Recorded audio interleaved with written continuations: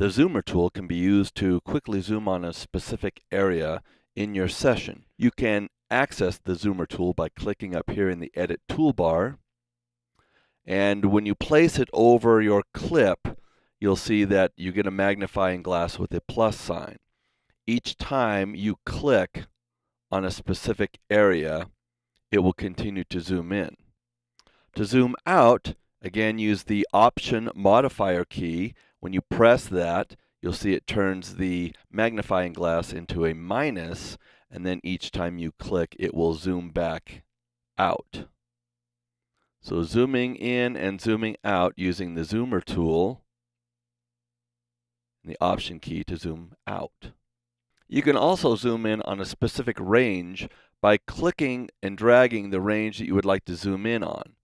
And now from 15 to measure 17, when I release the mouse, it will zoom in and cover that complete range. So this is an easy way to zoom in on a specific area quickly. Once you've zoomed in, you can zoom back out to fill the entire screen with all available clips by just double-clicking on the magnifying glass. And that will show you all of the clips that are available in your session.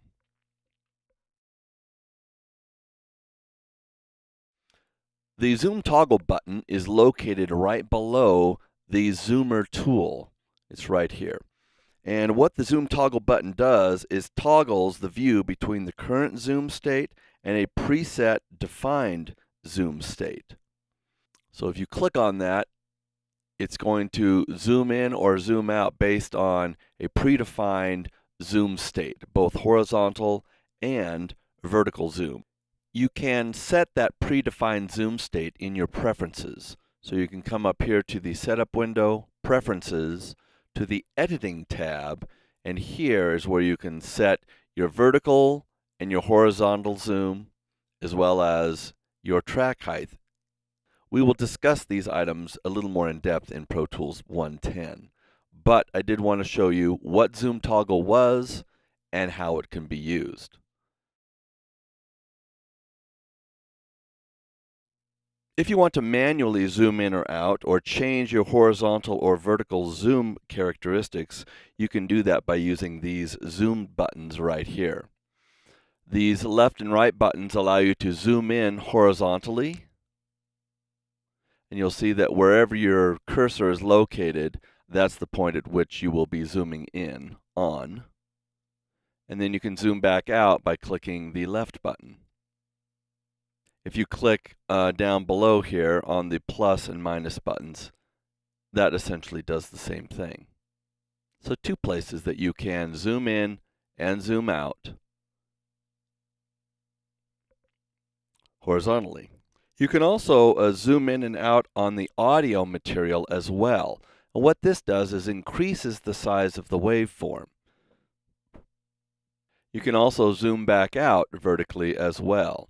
Now, it's important to note that this does not change the characteristics or the overall amplitude of the waveforms. All it does is increase our ability to see the transients on a particular clip.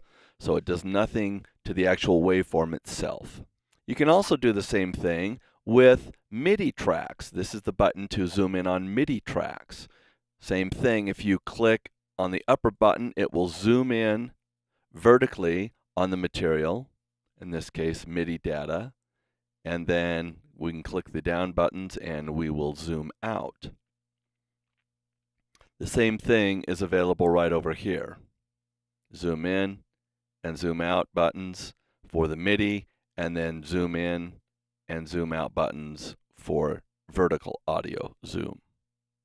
It is also possible to zoom in using any of these zoom tools that I've just described to you by clicking down and holding and then dragging to the right and to the left.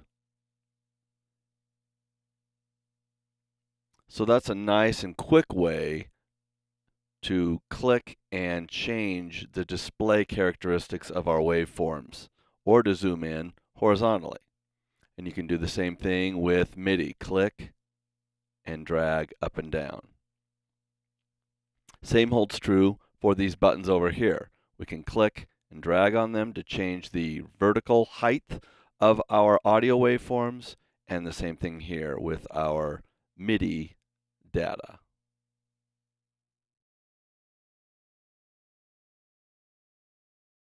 One of the great features of Pro Tools is a feature called keyboard focus. What this enables you to do is to use single key strokes to accomplish various tasks. There are keyboard focus modes for the edit window, for the clips list, and also for the groups list. So the keyboard focus mode is this A to Z button. And in order for keyboard focus to work in your main editing window, this has to be selected here. I want to give you a few keyboard shortcuts that use keyboard focus. These are all single key shortcuts. So we just talked about zooming in and out. We mentioned that you can zoom in or out up here,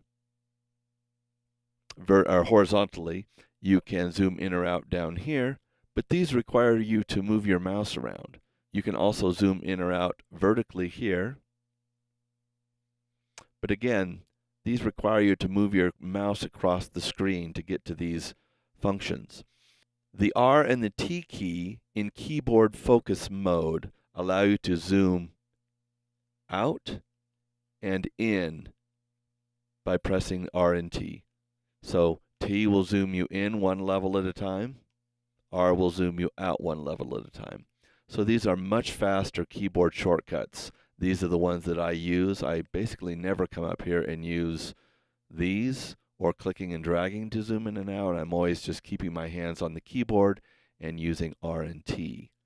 So keyboard focus mode in the edit window enables you to use these one-stroke keyboard shortcuts.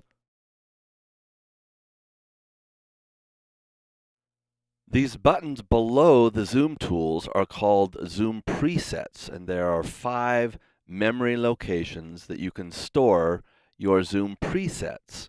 So if you just click on these, it will take you to a variety of zoom presets.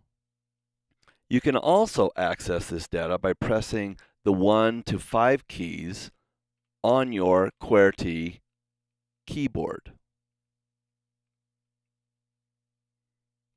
So that's an easy way to go to specific zoom presets that you have defined. You can actually define the zoom presets by clicking on a preset and holding it down. So if I decide that should be my zoom preset number 1, I can store that data by clicking down and saying Save Zoom Preset. Now, when I click number 1, it's going to go back to this zoom preset as opposed to the one that was originally stored. I can also store a zoom preset by actually clicking on it while holding down the Command modifier key. So Command and click will store a new preset. So when I hit number 1, it goes back to what I have here. And let's say I want to do the same thing. I want to go in and make zoom preset number 5. I want it to be this preset. So I can set that, Command, and hit number 5. And now when I go from 1 to 5, it has maintained that new preset value that I just entered.